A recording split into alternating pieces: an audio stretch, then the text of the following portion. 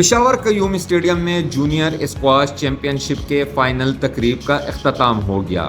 وزیر کھیل ڈاکٹر نجیب اللہ اور international squash player Qamar Zaman تقریب کے مہمان خصوصی تھے۔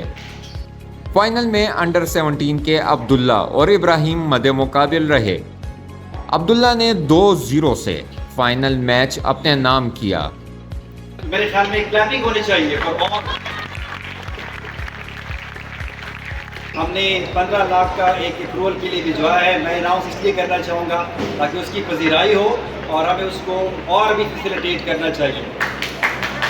فاتح کھلاڑی عبداللہ کا کہنا تھا کہ محنت کر کے ورلڈ ٹاپ 20 میں اپنی جگہ بنانا چاہتا ہوں۔ عبداللہ نے کہا کہ اپنی والد کی خواہش پر اسکواش کھیل رہا ہوں اور بہت آگے جانا چاہتا ہوں۔